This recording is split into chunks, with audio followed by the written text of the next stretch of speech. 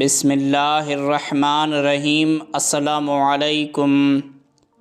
کسی بستی میں ایک عورت بڑی صالح اور پاک باز عبادت گزار ہر وقت اللہ کی یاد میں مشغول رہتی تھی۔ اللہ پاک نے دنیا کی نعمتوں کے ساتھ دین کی دولت سے بھی خوب نوازا تھا۔ اللہ کی قدرت کہ اس کا نیک خدا ترس شوہر وفات پا گیا۔ اس کا ایک ہی بیٹا تھا۔ اس نیک دل عورت نے اس لڑکے کی بڑی اچھی طرح پرورش کی، ناز و نعمتوں سے پالا، تعلیم بھی اچھی دلائی۔ لڑکے نے جب دنیا کے میدان میں قدم رکھا تو ہر طرف اس کے حسن سلوک کے چرچے ہونے لگے۔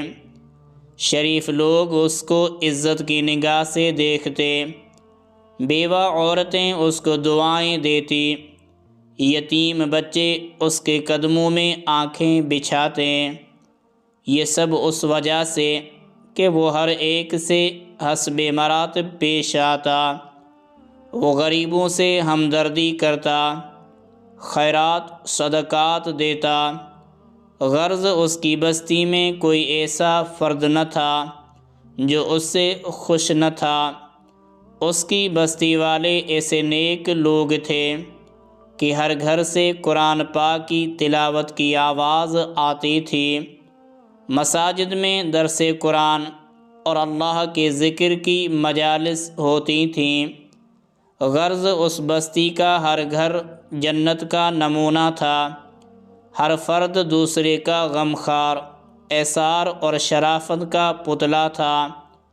یہ لڑکا دیہات سے باہر شہر میں آنے جانے لگا اور کچھ عریانی اور بے حیائی کا مظاہرہ کرنے والی عورتوں پر اس کی نظریں پڑنے لگیں۔ آہستہ آہستہ اس کی دوستی نیکوں سے ہٹ کر وہاں سے بڑھنے لگی، پھر وہ راستے سے بھٹک گیا۔ بد کردار دوستوں کے مشورے سے اس نے والدہ کی قید، دیہات کی پرسکون زندگی کو خیرباد کہہ کر شہر کی فضا میں اپنا ڈیرا ڈال لیا۔ اس کے ڈیرے میں اب ہر قسم کے اوباش دوست اس کے گرد جمع ہونے لگے۔ ان بد کردار دوستوں نے اسے راہ حق سے ہٹا دیا۔ ماں مصلی بیٹھتی، ہر وقت اس کے لیے دعائیں کرتی۔ کبھی کبھی ماں سے ملنے کے لیے شہر سے گاؤں چلا جاتا۔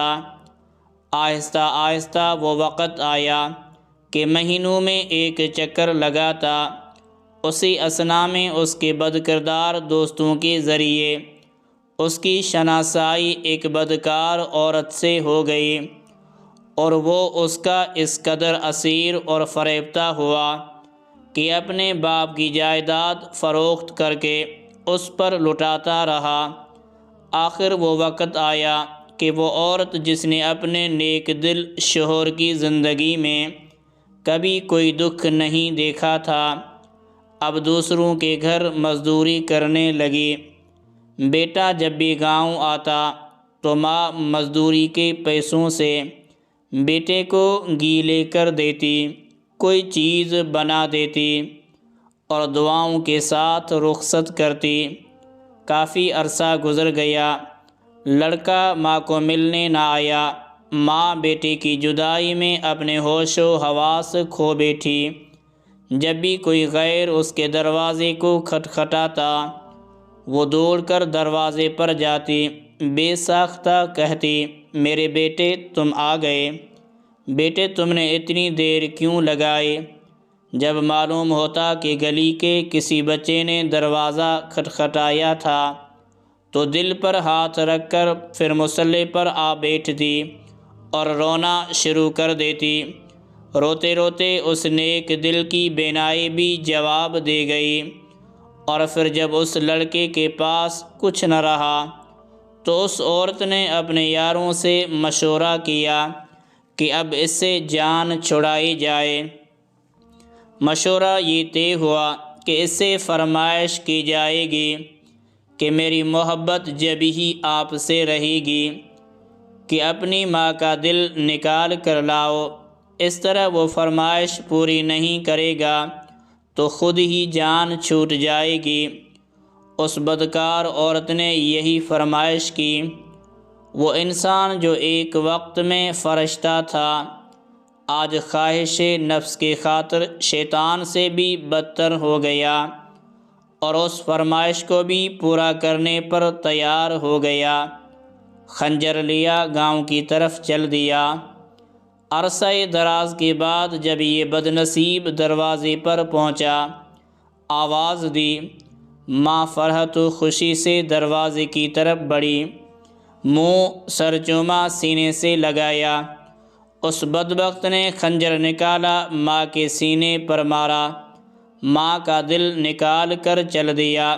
آسمان پر اندھیرا چھا گیا، اللہ کا عرش ہل گیا، فرشتوں نے دعائیں دی، ظلم کی انتہا ہو گئی۔ بدکاروں کا یار بد کردار جب فاحشہ عورت کے مکان پر پہنچا، ماں کا دل اس کے سامنے کیا۔ اس عورت نے کہا، تو اپنی ماں پر ایسا ظلم کر سکتا ہے تو معلوم نہیں میرے ساتھ کیا سلوک کرے گا، اس لیے یہاں سے نکل جا۔ آنکھوں پر اندھیرا چھا گیا، گرا اور مر گیا۔ ماں کا دل ہاتھ سے چھٹا، دل اس فاحشہ عورت کے کمرے میں پڑی ہوئی چھری پر جا پڑا۔ ماں کا دل پھٹا، درد دل سے نکلی یہ صدا، بیٹا کہیں چوٹ تو نہیں لگی؟ ماں کی عظمت، ماں کی شفقت، ماں کی محبت، ماں کے احسانات کو نظر انداز کر کے عورتوں کے آگے جھکنے والوں اور ماں کو حقارت کی نظروں سے دیکھنے والوں، تم پر اللہ کی لعنت، تم پر فرشتوں کی لعنت، تم پر پیغمبر کی لعنت، تم پر تمام نیک انسانوں کی لعنت۔